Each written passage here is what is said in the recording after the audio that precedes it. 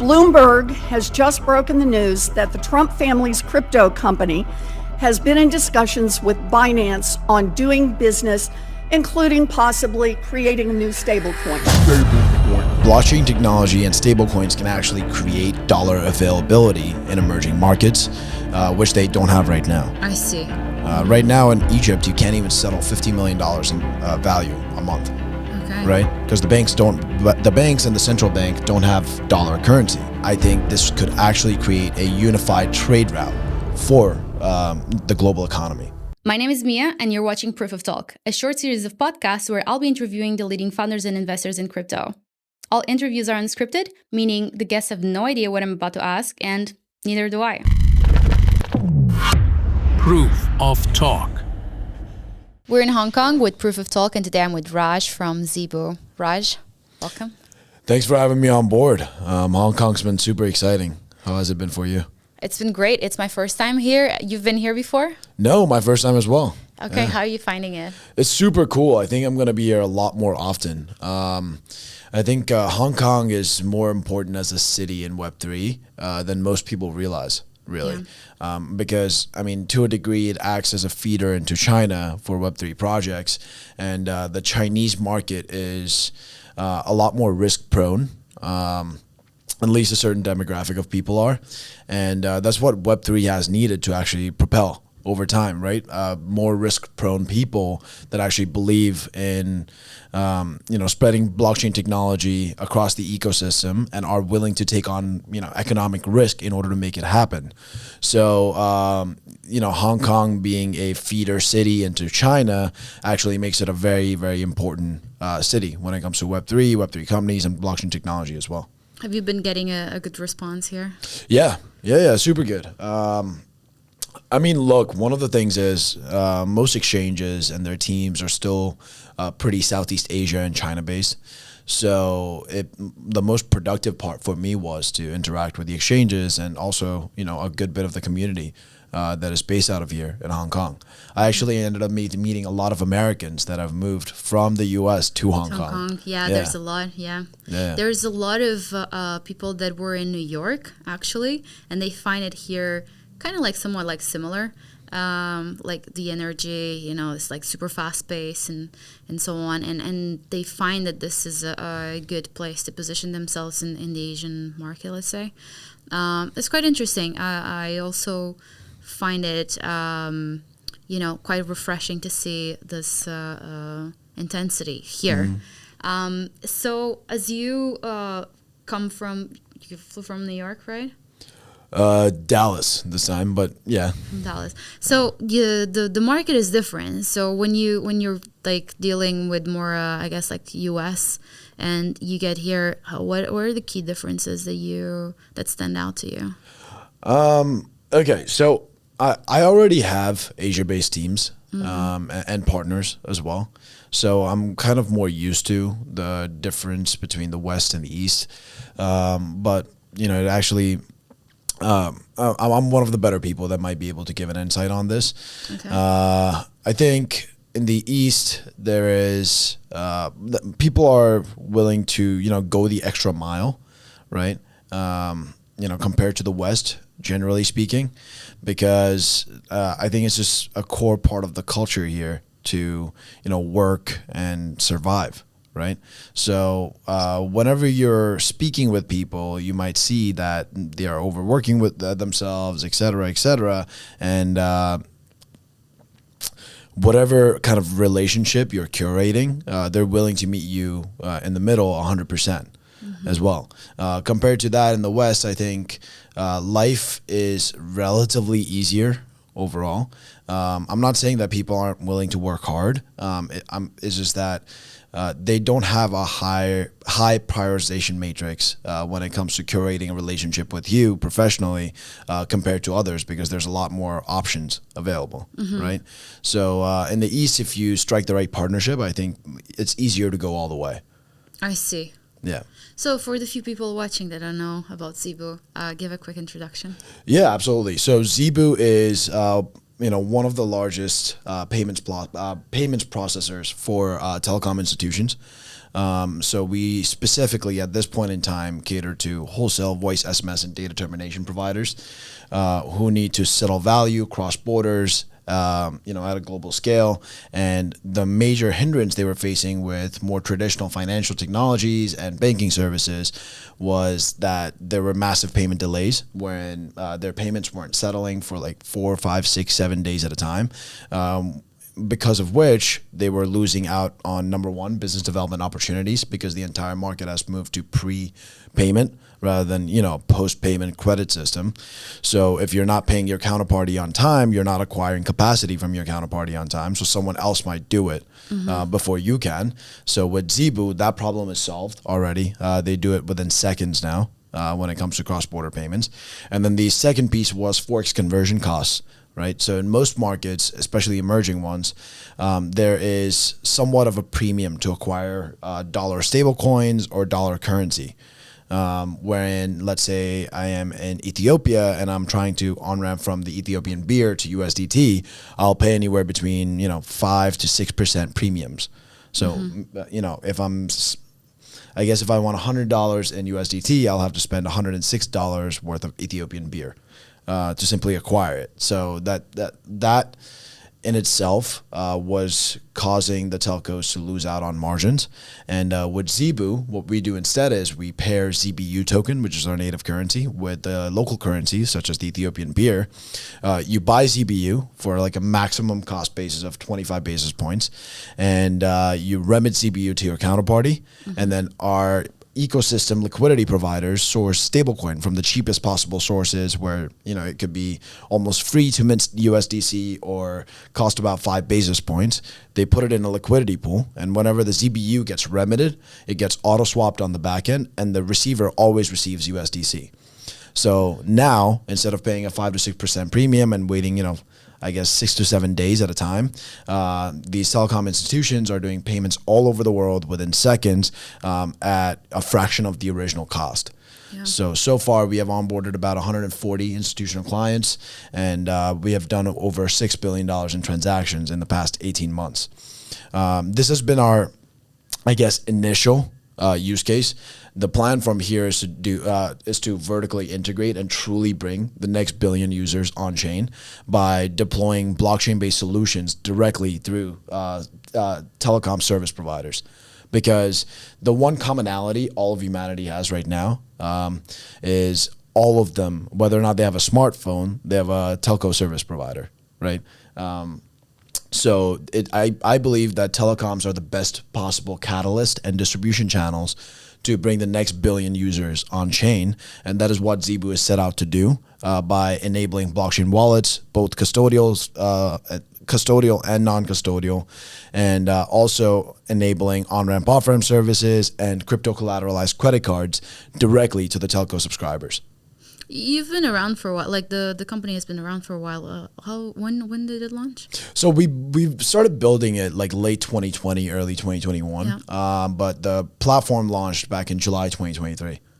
Okay. Yeah. Yeah. And so tell me the story there. Like, how did you come up with the idea and everything? Like, tell me a little bit of the backstory. So interestingly enough, my family has been in telco for a long, long time. Okay. Right. I think with any idea, there's usually many, let's say feeders or seeds. It's never, I don't really believe in having like one, bright bulb moment. I think a lot goes into it normally. For me, that was number one. I started managing a liquid equities and crypto portfolio back in 2019, and I'm a fundamentally driven person. So it was important for me to understand the functionality of blockchain technology and what the potential utilities could be. So obviously, the basic thing I figured out was that crypto digital assets are incredible at store of value and also transferring value, right? Instantaneously and cheaply. Parallel to this, my family also happens to own one of the largest wholesale telco providers in the world, and I understood some of the problems that we were facing as a company when it came to payments and capacity acquisition at the time.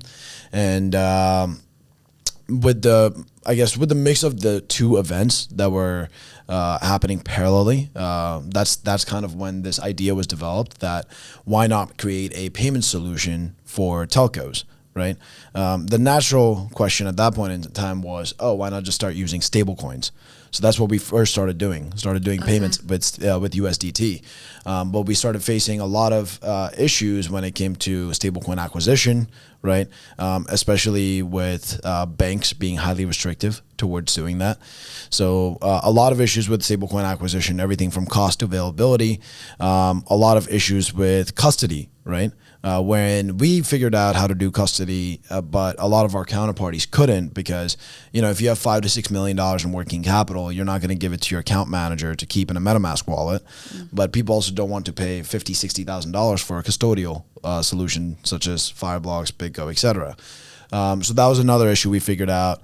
Fraud was a pretty big issue because, I could think that Mia is sending me an invoice for $100,000 in my email with a wallet address. I pay her $100,000 in stablecoin, but turns out it was just someone spoofing Mia's email, right? Yeah. And now that $100,000 in stablecoin is gone forever. So I guess wallet whitelisting paired with KYC, KYB, KYT was another thing that was required at the time. And then lastly, invoicing and reconciliation services as well. So traditionally in telco, you have billing switching solutions that actually do the recon of the minutes, SMS, and data consumption versus how much payment needs to be done. Now, none of the existing technologies are compatible to do so through a blockchain-based payment solution, right? So now you would have to do all of the payments and reconciliation manually instead of having an automated system. So after we figured out all of these issues, we created one unified platform that had all of the value-added services and features in one place for the telcos to interact with. And it turned out this was like the easiest possible way to bring on institutions. And the next layer really was just abstracting them away from complexity, right? At this point in time, they don't even know they're doing payments with crypto. If you think about it, they just see dollar balances. Right. Okay. So it's pretty cool what we've built so far, and I think the same technology will be able to horizontally expand towards multiple industries as well. Who's your biggest client? Our biggest client would be, let's say, Telecom Egypt. Okay. Yeah. And going forward, so what's the vision, the long-term vision here? The long-term vision from here on would be two things: horizontal expansion into automated payments for industries such as music, right? When Universal gives out their music master rights to companies like Spotify, Apple Music, etc., and they have payments coming in from multiple countries around the world in multiple currencies. So with the Forex conversion costs and accounting methods, it's actually costing both the companies that are consuming the music and the company that is, I guess, renting out the music a lot of money. And we believe using blockchain technology and Zeebu's proprietary solutions, we can solve that problem for them while also automating the payments on a monthly basis. Another one that we're currently working on doing is on-chain escrow vaults. So for shipping, commodities, and factoring companies, being able to put up collateral in a escrow vault for transactions that traditionally use SBLCs, LCs, and securitization. What are some, like companies or industries that should be looking at this further that you feel like they're still ignoring it? So I would say Glencore is one of them, as one of the biggest shipping companies in the world. SGS as well, because SGS actually does all of the verification of the goods on the ship and at the ports as well, right? Honestly, to a degree, any company that is actually moving a high volume of capital goods around the world, it should be looking at blockchain technology as a whole. Because that was the whole point of blockchain technology, to have to get rid of, the traditional wire messaging and instead actually transferring value as is directly to each party that the value belongs to. Mm-hmm. Which region of the world, 'cause I don't know much about it, which region of the world would actually benefit the most from this? Mostly emerging markets. I think blockchain technology and stablecoins can actually create dollar availability in emerging markets, which they don't have right now, right? Right now in Egypt, you can't even settle $50 million in value a month. Okay. Right? Because the banks and the central bank don't have dollar currency. So emerging markets for the most part, but overall, while modularizing all of these services that I have been mentioning, I think we can benefit at a global scale. And I think this could actually create a unified trade route for the global economy. Is there any part of it that you see demand that you haven't tapped into yet? You're maybe like holding it on the back? So the two I mentioned, right? Automated payments and also on-chain escrow vaults and administrative agent services as well. These are the ones that we haven't rolled out yet. We are working on it. And then additionally, our vertical integration with telcos. We currently have a pilot program with Vodafone and Cook Islands and also Telecom Tuvalu to enable about 50,000 something users with blockchain wallets, cards, fiat on-ramp, off-ramp, etc. services directly in their phones using their cell phone service provider. So, 50,000 users could now be, using Zeebu tokens and stable coins to do payments on a daily basis and also get availability to credit, which they never had before. Yeah. So if a company wants to start using Zeebu, well, what's the process there? How do you bring them on? Very simple. You just go to zeebu.com. You go to, from there, you will be redirected to psp.zeebu.com. And you just do KYC, KYB. And one of our account managers reaches out to you, helps you set up, and you can, within a day or two max, you will be able to use the Zeebu platform to do payments all over the world. I guess you've already answered, but if there's anything else exciting coming up, do you want to share a bit more? Absolutely. So we recently launched the Zeebu protocol. It's an effort done by our foundation. So the Zeebu Foundation's main focus right now is to, number one, build more technologies for blockchain adoption, right? Mostly on the payment side, but there's also a lot of complementary technologies that need to be produced, such as money markets. We're working on our own stablecoin as well, which is multi-collateral. And then the main purpose for the Zeebu Foundation in the near term is to aggregate as much liquidity as possible, right? So number one is getting Zeebu tokens staked under our on-chain clearinghouses. The functionality of our on-chain clearinghouses is effectively to verify transactions, source the cheapest possible liquidity on-chain for the back-end swap I mentioned earlier from Zeebu to stablecoin, and then also providing gas abstraction services to our end users, wherein some telco institution that has never known blockchain isn't going to go out of their way to buy Ethereum, BNB, Ethereum on Base, etc., just to do a transaction. So instead, our on-chain clearinghouses provide them the gas to actually do these transactions, right? So they have to, in the process, also put up Zeebu tokens and stake them to, number one, produce economic security for the entire network, and to also incentivize them to keep putting up the gas, because if they don't, the network slows down, and hence they need to be slashed.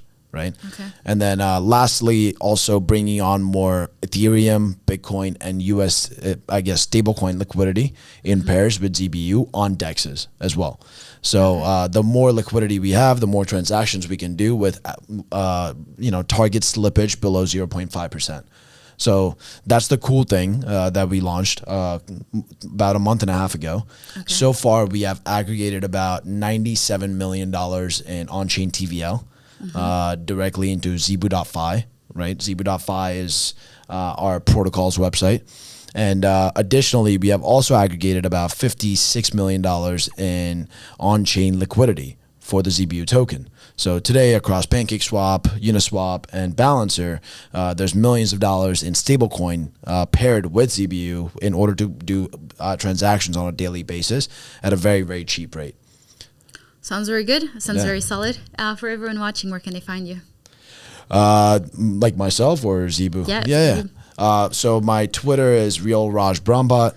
I try to be as active as possible on it, but I'm not that great at. I don't know how Elon does it, honestly. I'm constantly on the phone. Yeah. I'm the co-founder of two companies, and I still don't find the time to be able to really go on Twitter that often. But anytime I go on there, Elon has a tweet every 1 or 2 hours, and I'm pretty sure he does it himself. From the sound of it, doesn't look like someone's doing it for him. Yeah, I know. It is probably him. He's probably just like doing it in between things. Yeah. Well, Raj, it's been a pleasure. Thank you so much for doing this. Thanks for having me. Proof of Talk.